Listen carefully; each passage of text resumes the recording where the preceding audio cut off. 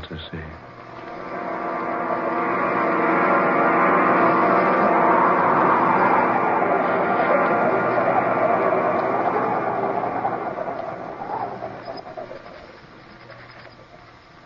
I am the Neanderthal man.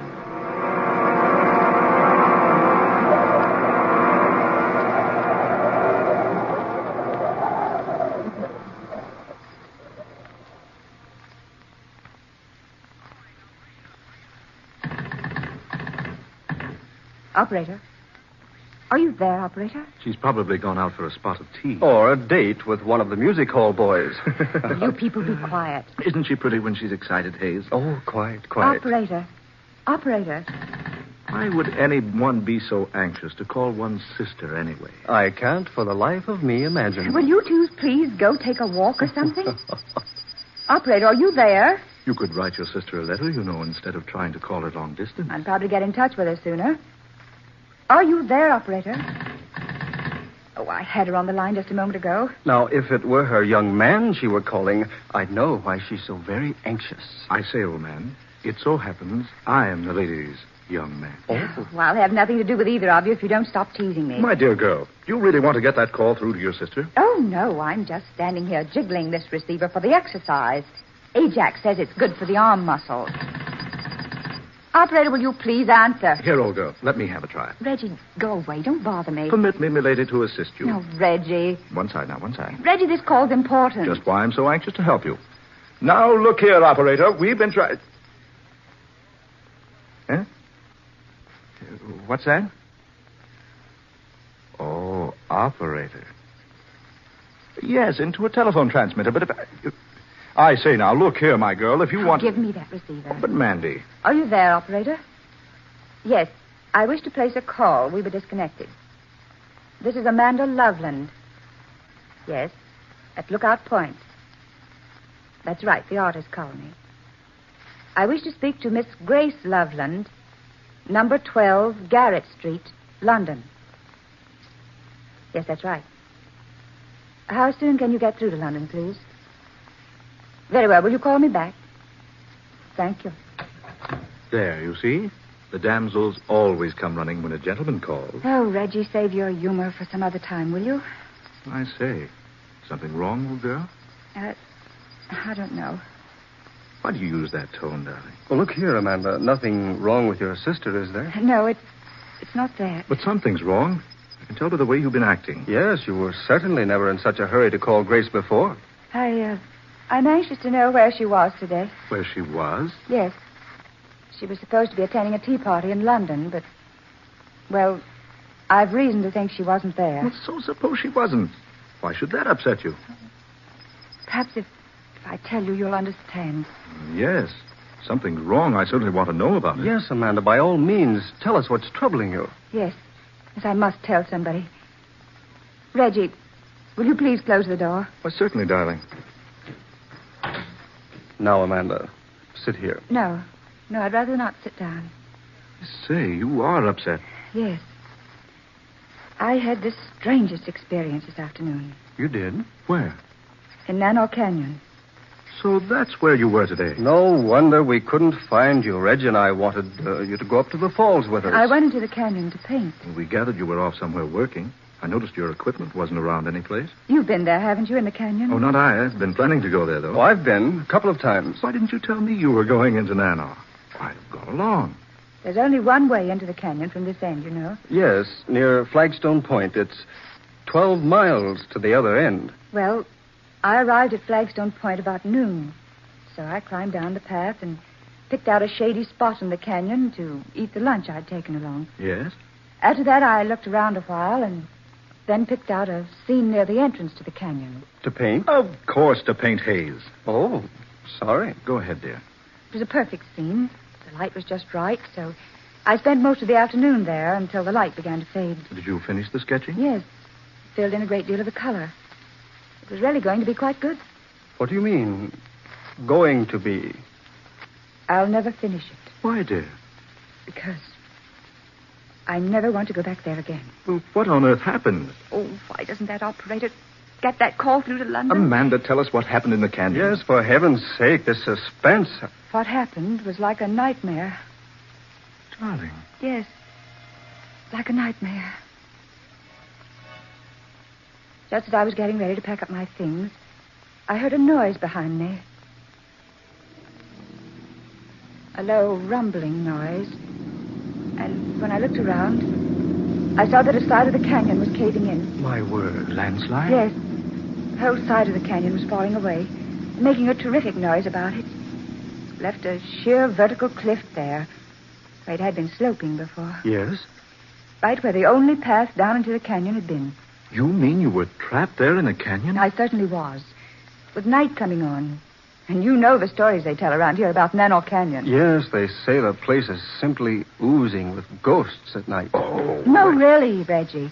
The place does have a reputation. Oh, I've heard the stories, but you don't want to believe everything you hear, you know. Well, how on earth did you get out of the canyon, Amanda? I had a beastly time of it. Did you get out before dark? I certainly did not. As soon as I saw that the path was cut off from the land side, I started walking along the side of the canyon, trying to find a way out. But there are no others. Didn't I find that out? I walked and walked, and all the time it was growing darker and darker, and finally the sun went down, and a ghostly gloom settled over the canyon.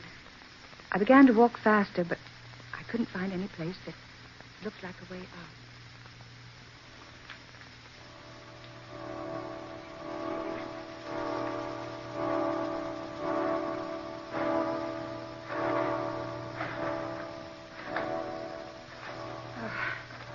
I've walked for miles. No way out of here. Oh, dear, it's so dark. All I can do is keep walking. Oh, what's that? Oh, some night bird.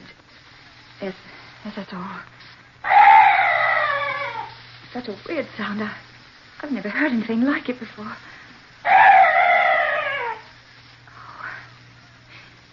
Kevin, it's gone. That's strange. That bird was the only noise I've heard in this place. No other night noises at all. Good heavens. What's that up there?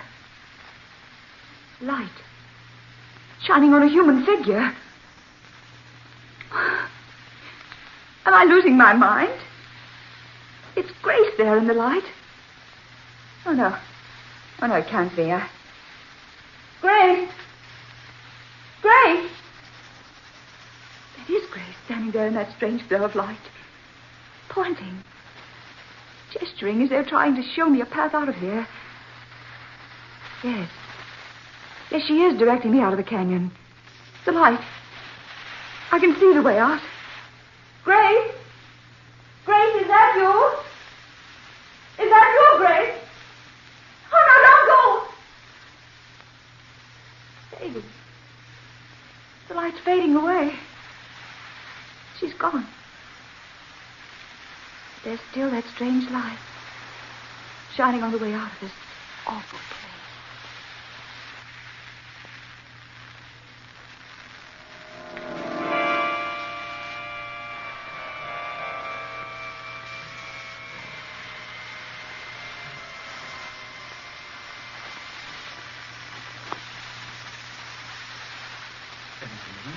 Tell us there actually was a path leading up out of that canyon. How else do you suppose I got back here? Amazing. That strange light continued to glow until I found the path and managed to climb up. When I looked back, it was pitch dark in the canyon again. Amanda, are you certain you didn't dream all of that? Oh, for heaven's sakes, Reg. No, I don't think it was a dream. Oh, what makes you say that? Oh, well, it must be London. Are you there? Yes? Yes, this is Amanda Loveland. Yes, ready for my call to London, thank you.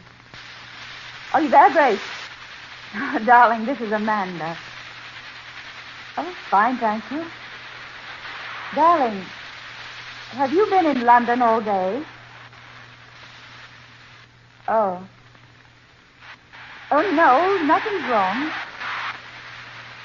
Oh, no, don't worry, dear. Everything's all right. Yes. I may be coming to London soon. All right, darling. Take care of yourself.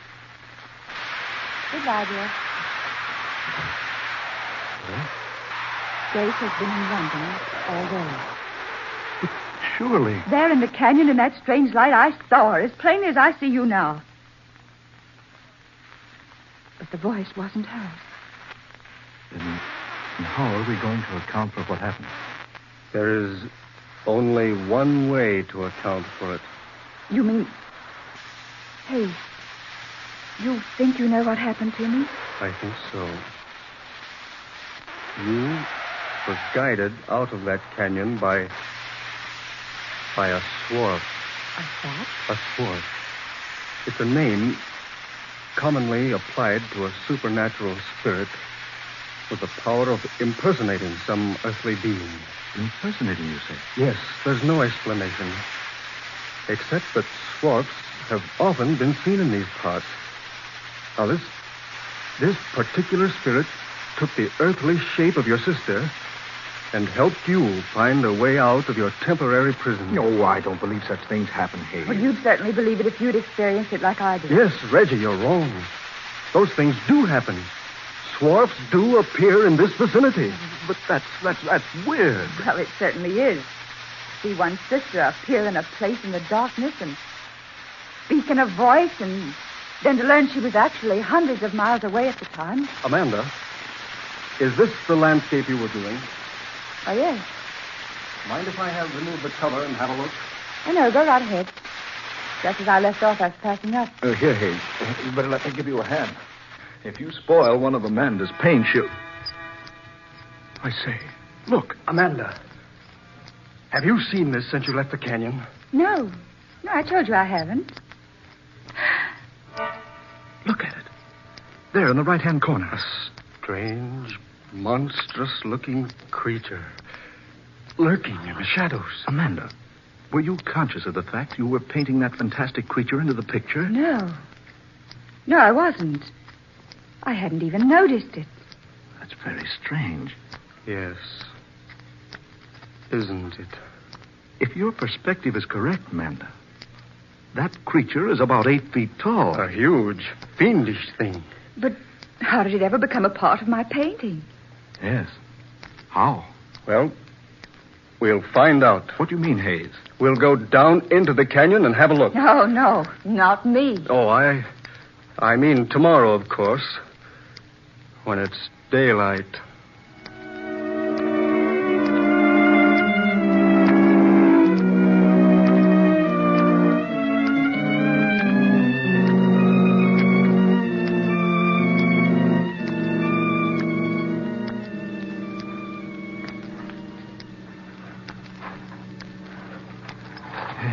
How much farther, Amanda? We're practically there. What amazes me is that you couldn't find the way the swarf pointed out to you last night, Amanda. I'm sorry, Hayes. It doesn't seem to be there today. No, well, what's the difference? Didn't take us long to come in from the other end of the canyon on horseback. Yes, the only thing that annoys me is that we couldn't ride the animals all the way. Oh, well, the walking won't hurt you. Besides, we've only been afoot a few hundred yards. Oh, here we are. This is the spot I was painting. I set up my canvas over there on that little mound. Then, according to the sketch you made, that fearful creature was lurking about here. Reggie, look here.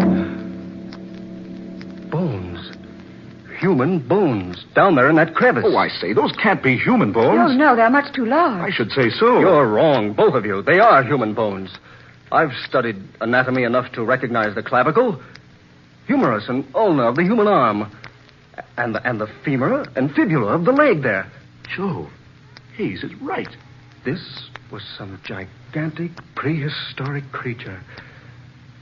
Heaven knows how many years old. Could this skeleton have any connection with the ghostly figure in my painting? It could, yes.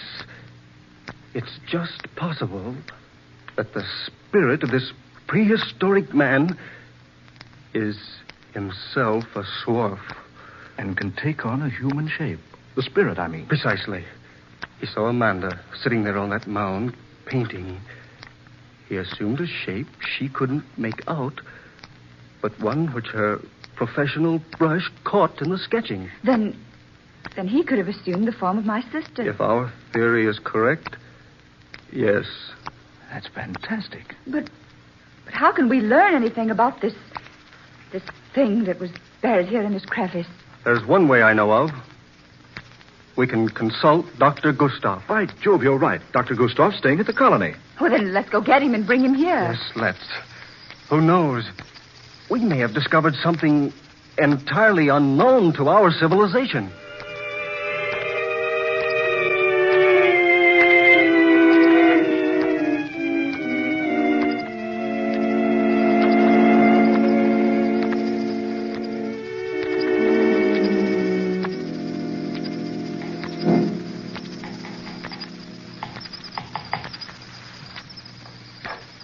Well, Dr. Gustav? Yes.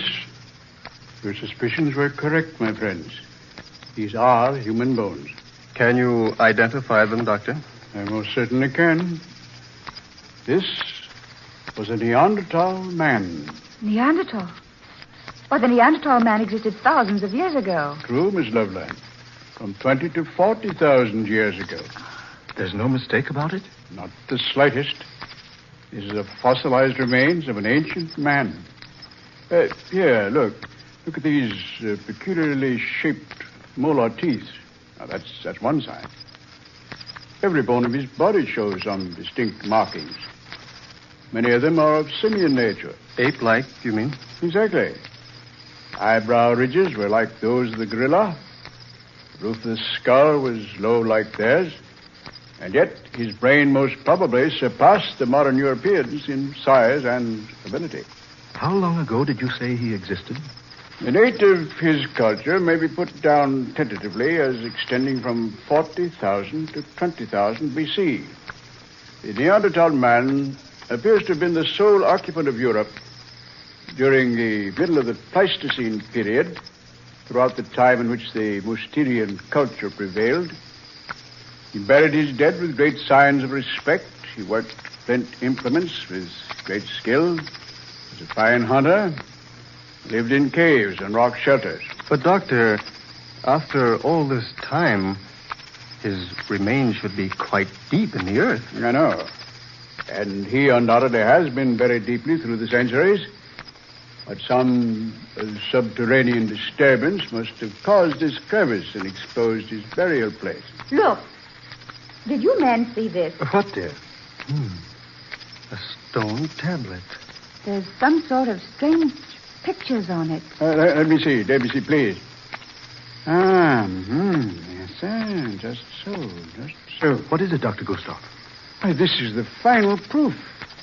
This is the picture writing of the Neanderthal man. Can you decipher it? I can, indeed. And now, let's see. This portion here, my left, that's indiscernible. But the rest of it reads, "Who moves my bones will surely die as I have died." A curse. Well, then, let's take his advice and leave him alone. Oh, not on your life, sir. Hmm? Why, this is one of the most amazing finds of the century. These bones must be removed to the museum and reconstructed. But the warning on the stone tablet. Oh, nonsense. Miss Loveland, nonsense. Do you think a curse can continue to exist through 40,000 years? 400 centuries? Oh.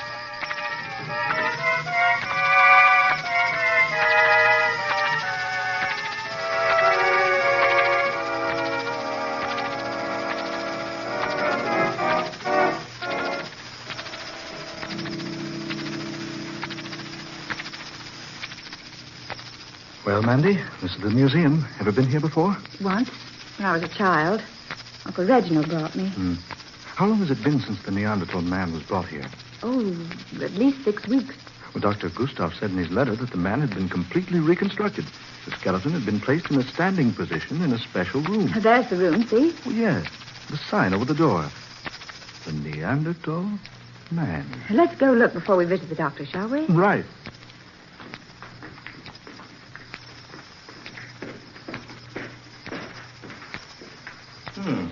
Hey, here we are. The door was open. Why? But this room is empty. Yes. But there's a stone base over there. Those things might have been built up on it. That's strange. I beg your pardon. Yes, what is it? I am called Banff. Could you direct me to Dr. Gustav Steady? Oh, why, yes. It's at the end of the hall. See, his name is in black letters on that frosted door pane. Oh, yes. I thank you so very much. Pardon me for having disturbed you. Reggie. Amanda, that man, Jove, what a giant. At least 8 feet tall. Those bushy eyebrows and low forehead looked like an ape. And what was wrong with his neck? He held his head crooked over to one side. One shoulder humped up in a terribly grotesque position. Did you see whether or not he went into the doctor's office? No, I didn't. Reggie, if I didn't know better, I'd think that man was... Was what, dear? Oh, nothing. I know what you're thinking. That warning, Reggie. Who moves my bones will die as I have died. Amanda, look. What? There in the room, on the stone base, the skeleton of a prehistoric man. But it wasn't there just a few moments ago. Good Lord, come on, into the doctor's office. Dr. Gustav! Dr. Gustav! Dr. Gustav!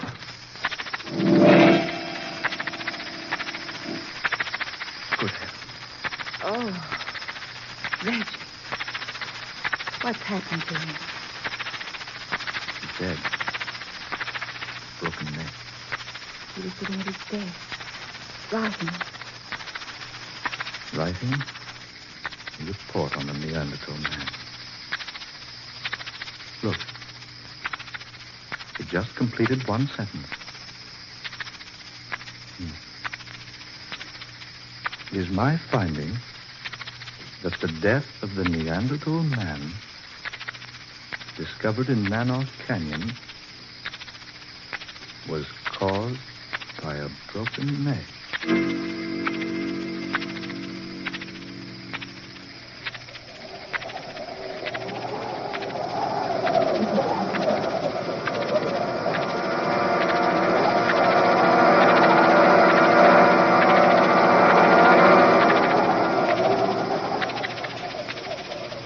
Dark, fantasy.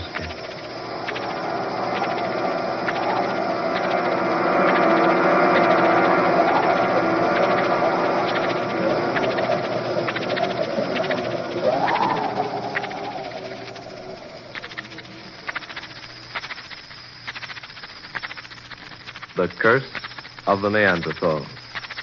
Another original tale of dark fantasy, written by Scott Bishop. Ben Morris was heard as Reggie, Eleanor Naylor Corrin was Amanda, Murillo Schofield was Hayes, Fred Wayne played Dr. Gustav, and Darrell McAllister was Banff. Next Friday night at this same time, we'll bring you another story of the fantastic and the unusual, created by Scott Bishop. Listen for Death from the Past, a strange, weird adventure laid in modern America with the flavor of the 19th century. The story of a businessman who was almost too honest and who found a method of paying a long-standing debt of honor, although 30 years in his grave. Dark Fantasy originates in the studios of WKY, Oklahoma City. Tom Paxton speaking. This is the National Broadcasting Company.